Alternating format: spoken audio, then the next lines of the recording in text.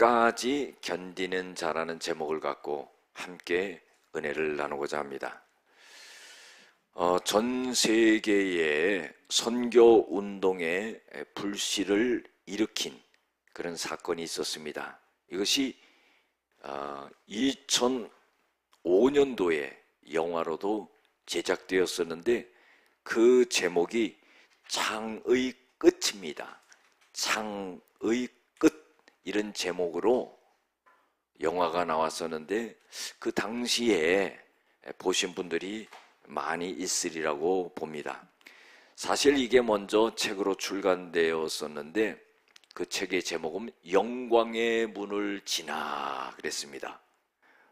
영어로 말하면 Through Gates of Splendor 이렇게 되어 있는데 이게 어떤 내용이냐면요, 1956년도에 짐 엘리엇이라고 하는 선교사와 그리고 4명의 선교사가 에콰도르 정글로 들어가서 선교하다가 죽는 그런 내용입니다. 이 짐 엘리엇이라고 하는 선교사는요, 1927년도 미국의 오레곤에서 출생했는데 젊었을 때부터 선교적인 헌신적인 그러한 청년이었고 휘튼 대학교에서 신학을 전공한 겁니다.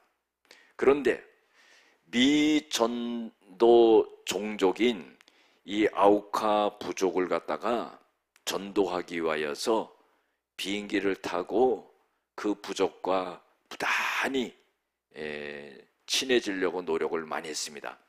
그래서 1차적으로는 비행을 하면서 여러 가지 선물들을 갖다가 비행기에서 투하했습니다. 그리고 그들과 그렇게 교류를 하다가 강가에 비행기를 이제 착륙시키고 그 종족을 만나게 되죠. 그런데 이 종족이 얼마나 포악한지 보면은 모든 사람을 죽이는 그런 부족이었어요. 그래서 비행기에 내려서 그들을 갖다가 이제 만나게 되는데 만나자마자 이 사람들이 창을 갖고는 5명의 선교사를 다 찔러 죽입니다. 그래서요, 그들이 거기서 다 순교를 하게 되는 그런 일이 벌어지게 되죠. 이 선교사님 손에는 총도 있었지만은요, 그 총을 그 부족 사람들에게 겨누지 않고 하늘을 향해 발사했습니다. 나중에 후에 이 짐 엘리엇 선교사 부인이 다시금 남편을 죽인 이 종족을 만나러 들어갑니다. 그리고는요, 결국에는 이 종족의 마음문을 열고 복음을 전하게 돼서 그들이 다 예수님을 믿게 되는 그런 역사가 일어나게 되고, 그 부족, 이 선교사를 죽인 그 부족 중에 한 사람이 이 아들을 갖다가 양아들로 맞이하게 되는 역사가 일어나요. 그리고는 그 부족 중에서 결국은 신학을 공부해가지고 목사가 탄생하는 그런 기적의 역사가 일어나게 됩니다. 할렐루야. 이 짐 엘리엇이라고 하는 선교사는요, 이런 말을 했습니다. 이룰 수 없는, 잃어버릴 수 없는 것을 위해 버릴 수밖에 없는 것을 기꺼이 버리는 자는 결코 어리석지 않을 것이다. 이런 말을 했습니다. 여러분들, 짐 엘리엇 선교사 그리고 4명의 선교사가 들어가서 순교할 그 당시의 나이는 20살에서 30살 사이였다고 합니다. 그리고 이 짐 엘리엇은 29살에 순교하게 되는 그런 일이 벌어지게 되죠. 꽃다운 나이에 이렇게 왜 거기 가서 죽습니까? 왜 순교해야 됩니까? 여러분들, 그것은요, 가장 귀한 영혼을 구원하기 위해서 자기의 피를 뿌리게 되었다 하는 것입니다. 오늘 마태복음 24장에 보면은요, 1절에서 2절까지 보면은 예수님께서 성전에서 나오실 때에 제자들이요, 예수님에게 성전 건물을 갖다가 보여드리려고 그랬다, 그런 내용이 나와요. 여러분들, 예수님이 성전에 들어갈 때 그 성전을 보지 못했겠습니까? 그런데 예수님이 성전에 나올 때 제자들이 그 성전이 얼마나 아름다운지, 예수님 이 성전 너무나 멋지지 않습니까? 아름답지 않습니까? 웅장하지 않습니까? 이렇게 하면서 예수님 앞에 보여드리려는 그런 시점이 있었습니다. 여러분들, 이 성전은 어떤 성전이냐면은 헤롯 성전이에요. 이 헤롯 성전을 예루살렘 성전이라고 그렇게 말하죠. 헤롯이 왕으로 있을 때에 유대인들에게 환심을 얻기 위하여서 이 성전을 갖다가 BC 20년에 착공을 해가지고 AD 68년에 완공을 하게 된 거예요. 88년을 지은 겁니다. 그래서요, 이 예루살렘 성전, 헤롯 성전을 보지 않고 그 어떤 건물이 아름답다 말하는 것은, 그런 말은 절대로 할 수 없다, 그런 속담까지 있다고 합니다. 그러니까 예수님이 이 성전에서 나올 때 제자들이 이 성전이 얼마나 아름답게 보였는지, 예수님 이 성전이 참 멋지지요, 그런 말을 하려고 했었는데 예수님께서는 이런 대답을 하시는 겁니다. 너희가 이 모든 것을 보지 못하느냐, 그러시면서 내가 진실로 너희에게 이르노니 하나도 돌 위에 남기지 않고 다 무너지리라 그러는 거예요. 이 말씀은 뭐예요? 얘들아, 너희들 이 성전을 잘 보고 있지? 너희들, 내가 너희들에게 분명히 말해두는데 이 성전은 싹 다 무너질 것이다 하는 거예요. 여러분들, 88년 동안 지었던 어마어마한 성전이 돌 하나 남기지 않고 싹 무너진다는 그런 말씀을 하고 있는 겁니다. 예수님의 제자들이요, 얼마나 충격을 받았겠습니까?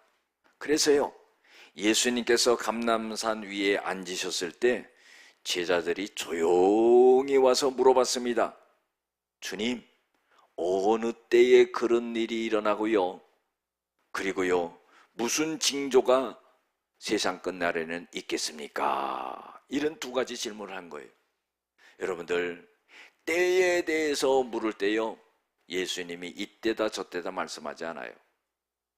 36절에 보면 우리가 읽지 않았지만은요, 오늘 말씀 36절, 24장 36절에 보면은 그때는 천사도 모르고 아들도 모르고 오직 하나님만 아시느니라 그랬어요. 자, 예수님의 제자들이 예수님에게 질문할 때는요, 세상 끝날이 언제 옵니까? 예루살렘 성전이 무너지는 걸 보면서 그때는 언제입니까?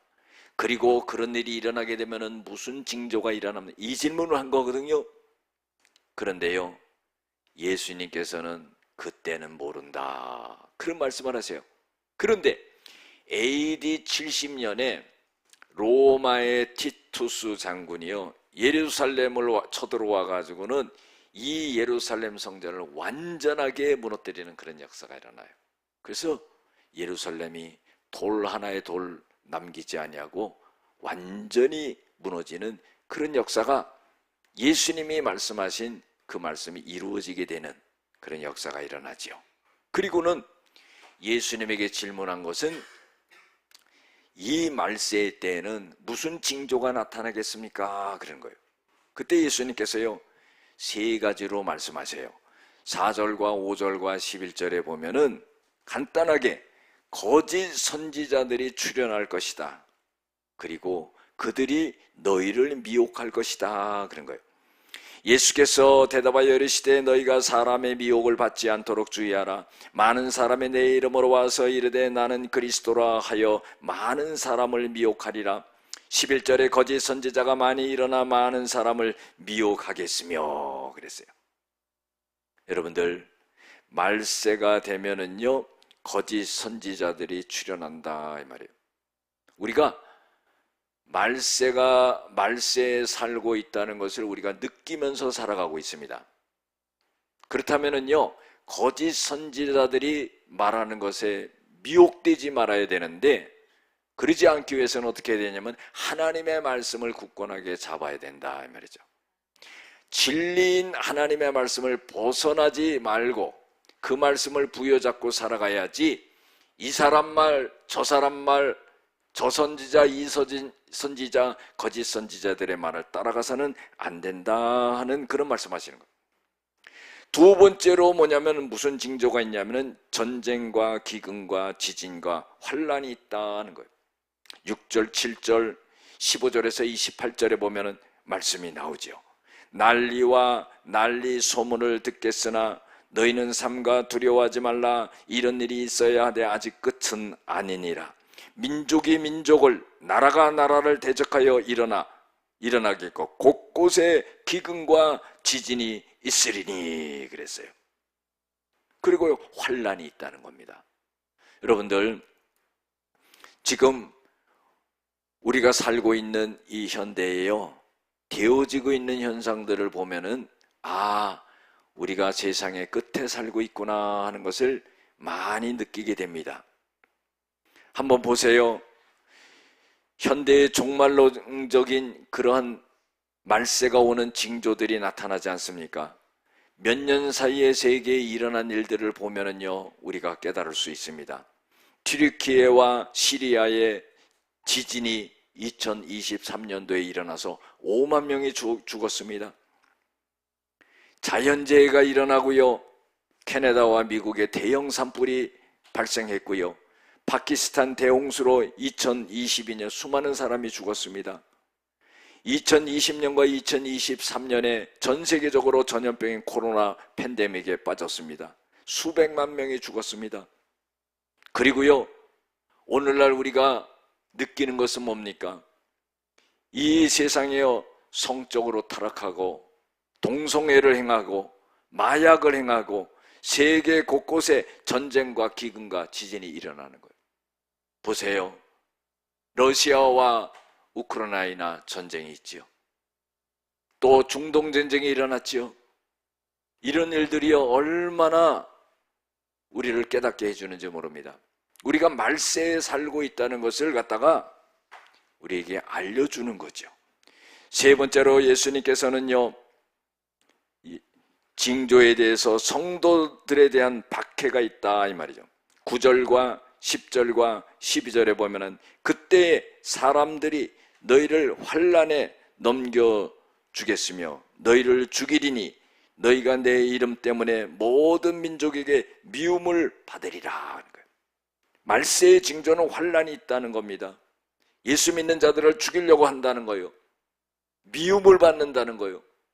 예수님이 미움을 받았듯이 우리도 미움을 받게 된다는 거예요. 그때 많은 사람들이 실족하게 되되 서로 잡아주고 서로 미워하겠으며 그럽니다. 12절에 보면은요 불법이 성함으로 많은 사람이 사랑이 식어지리라. 그래서 예수님은 제자들의 질문에 대해서 예수님 세상 끝날 무슨 징조가 있습니까? 하니까 이 세 가지 징조를 말씀해 주셨다는 겁니다. 그러면은요 이런 말세의 징조 속에 과연 우리는 어떻게 해야 되겠느냐? 주님의 말씀을 통해서 우리가 알아야 된다 이거죠. 첫 번째로요 믿음을 갖고 깨어 있어야 된다는 거예요. 13절에 보면 끝까지 견디는 자는 구원을 얻으리라. 이것이 뭐냐면은 믿음을 갖고 깨어있는 자세라 이 말이죠. 우리가 믿음 생활하면서요 견뎌나가기가 힘들어요. 여러분들 믿음 있는 사람은요, 반드시 갖춰야 될 게 뭐냐면 인내입니다. 모든 어려움을 겪어낼 수 있는 그 믿음이 있어야 된다 이 말이에요. 고린도후서 13장 5절에 보면은 믿음이 너희 안에 있는지 너희를 시험하고 확증해봐라. 그렇지 않으면은 너희는 버려온 자니라. 그리스도께서 너희 안에 계신 것을 알지 못하느냐? 그렇다면은 너희가 너희 안에 있는 믿음을 한번 시험하고 확증해봐라. 믿음이 없다면은 너희들은 버려온 자니라 하는 거예요. 여러분들, 우리가 아무리 힘들고 아무리 고통스럽고 어떠한 박해가 오고 어떤 환난이 와도 내가 죽을 때까지 간직해야 될 것은 무엇이냐? 믿음이라 이 말이에요. 믿음이 있는 자가 견뎌나갈 수가 있는 겁니다. 내 힘으로 나갈 수 없고 해결할 수 없는 것들을 믿음을 갖고 주님을 의지하고 주님을 바라봄으로 인해 가지고 주님의 능력이 나에게 입혀지게 되고 그 어려움을 갖다가 견뎌나갈 수 있게 한다는 거예요.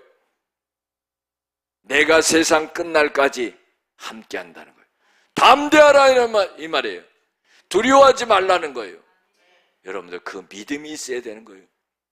우리는요, 데살로니가후서 3장 2절에도 믿음은 모든 사람의 것이 아니니라 그랬어요. 여러분들, 믿음은요 선물인 것입니다. 하나님이 귀한 자들에게 주신 겁니다. 그 믿음을 가진 자는요 흔들리지 않는 거예요. 어떤 일이 있고 무슨 일이 있어도 흔들리지 않는 거예요. 하나님이 나와 함께 하심으로 그 어려움을 뚫고 나갈 수 있도록 만들어 주신다는 겁니다. 견뎌나갈 수 있도록 해주신다는 겁니다. 그 말씀을 받아들이고 믿고 나갈 때 하나님은 기적으로 우리에게 역사하시는 줄로 믿습니다. 끝까지 견디는 자, 그 사람은요 구원을 얻게 된다는 겁니다. 궁극적인 구원은요 우리가 예수 믿고 천당 가는 거예요. 그러나 이 땅에서 구원은 뭐냐면은 우리에게 일어나는 모든 일에 대해서 하나님이 건져주신다는 거예요. 할렐루야.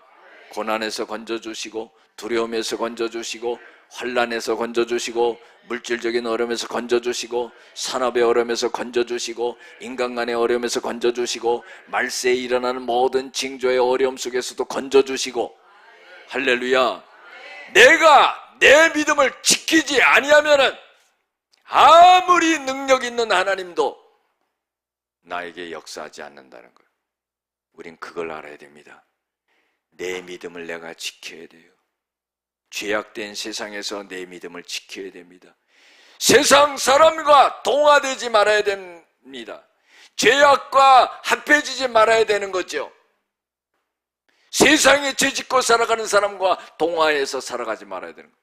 구별되어야 되는 겁니다. 거룩한 백성으로 살아가야 되는 거죠. 하나님이 인정하시는 자가 되어야 되는 겁니다. 어떤 환난과 고난과 핍박이 온다 할지라도 주님을 바라보면서 하나님의 말씀을 부여잡고 하나님이 나와 함께 하심을 믿고 견디는 자에게는 하나님이 구원을 선물로 주신다는 겁니다. 다니엘서 3장에 보면은요 다니엘의 세 친구가 있죠. 바벨론의 느부갓네살 왕이요 큰 금신상을 만들어 놓고 거기에 모든 사람이 절하라 이 말이에요. 절하지 아니하면은 풀무불에 집어넣겠다 하는 거예요. 그러나요 모든 사람들은 그 금신상 앞에 절했지만은 다니엘의 세 친구 사드락 메삭 아벳느고는요 절대 절하지 않았습니다. 그 사실을 왕이 알았어요. 왕이요 이 다니엘의 세 친구를 사랑했습니다. 그래서 기회를 너희들에게 한 번 더 줄 테니 너희들이 나팔을 불 때 금신상에 절해라 그런 겁니다. 그랬더니 다니엘의 세 친구의 고백이 뭔지 아십니까? 우리는 절하지 않겠습니다. 하나님이 우리를 건져주실 것이고 왕의 손에서도 건져주실 것입니다. 만약에 하나님이 그렇게 해주시지 않는다 할지라도 우리는 금신상에 절하지 않을 것입니다. 죽음을 맞이하겠다는 거예요. 여러분들, 주님을 위해서 믿음을 지키면서 죽고자 하는 자는 살을 줄로 믿습니다. 주를 위해서 내 생명을 바치는 자를 주님께서는 구원한 줄로 믿습니다. 죽을 위기에 낭떠러져 있은 그런 시점에도 주님을 바라보는 자에게는 하나님이 날개를 달아주시는 줄로 믿습니다. 여러분들, 마음의 믿음의 문제인 거예요. 내가 어떠한 믿음을 가졌냐에 따라 다르다는 겁니다. 우리 신앙인은요, 절대적으로 긍정적이어야 돼요. 소망이 있어야 됩니다. 하나님이요, 우리를 버리지 아니하고 떠나지 아니하고요, 하나님이 나를 붙잡고 계시고요, 나를 건져주시고 나에게 은혜를 베풀어 주시기 때문에 그것을 믿는 믿음을 내가 가져야 된다는 거예요. 그 믿음이 없으면은 넘어지게 되는 거죠. 멸망하게 되는 겁니다. 끝나게 되는 겁니다. 그래서 믿음을 갖고 깨어 있어야 된다는 거예요. 깨어 있는다는 건 뭡니까? 여러분들 하나님의 말씀을 붙잡고 기도하며 성령을 의지하면서 가는 것이 바로 깨어 있는 거예요. 두 번째로 보면은요, 그러면 우리가요, 이 말씀에 어떻게 해야 되겠습니까? 하나님의 말씀에 따라 가며 사랑을 실천해야 됩니다. 12절에 보면은요,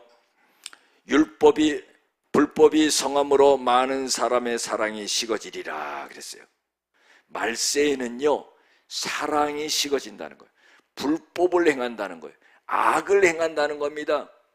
이기적이고 자만하고 교만하고, 디모데후서 3장 1절 5절에 보면은요, 말세의 현상에 대해서 말하고 있어요. 말세에 고통하는 때가 이를 것이다.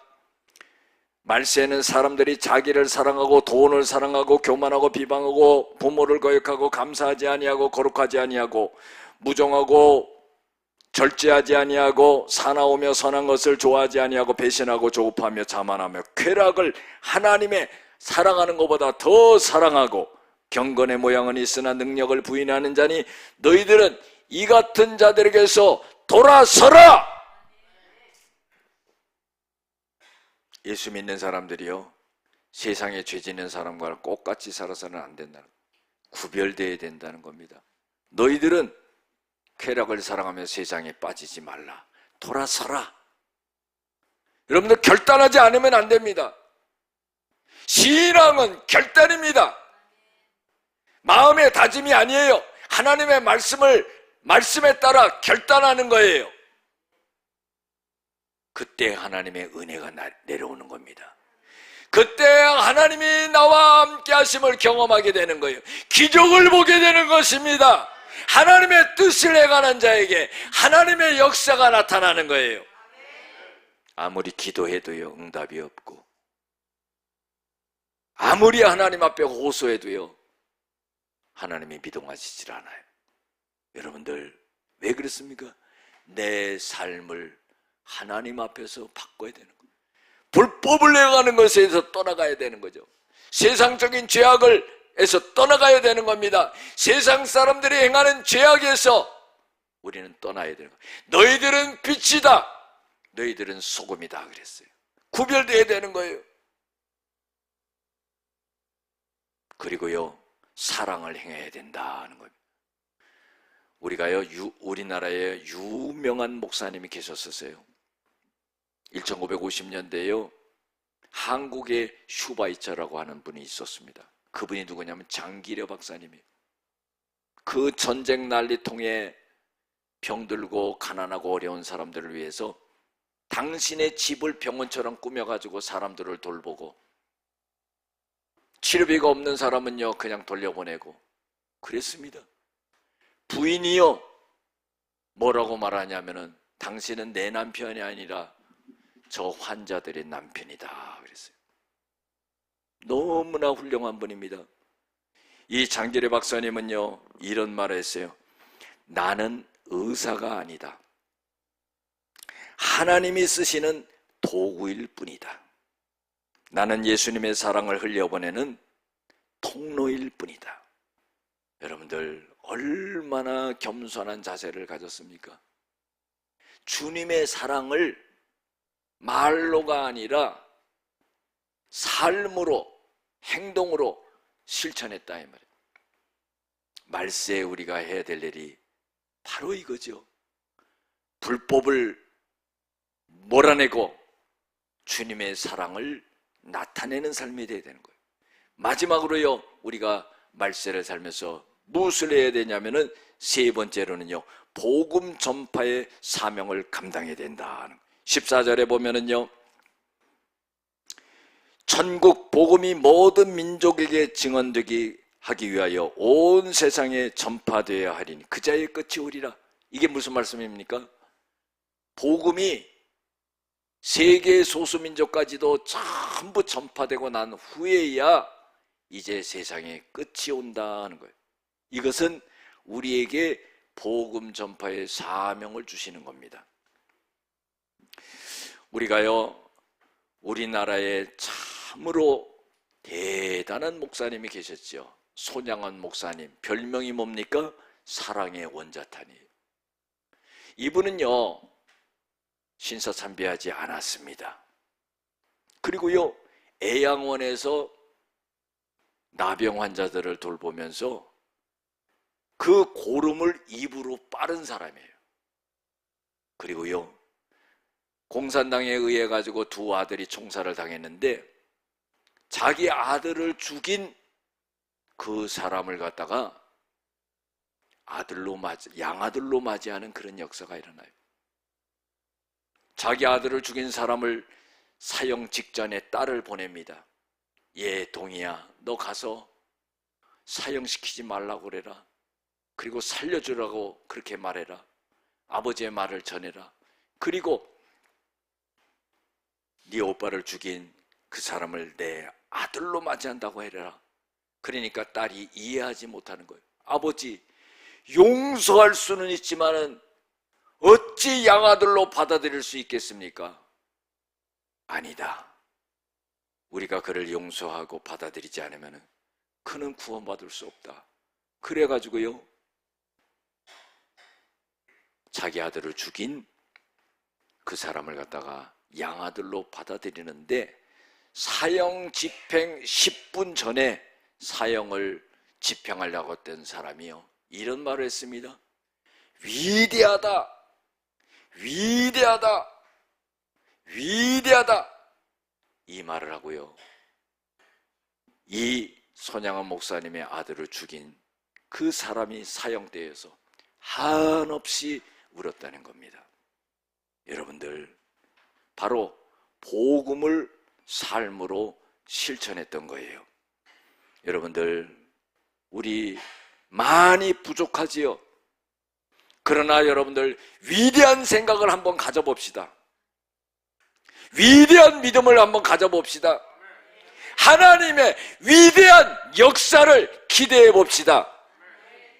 하나님이 반드시 위대한 일을 행할 것입니다.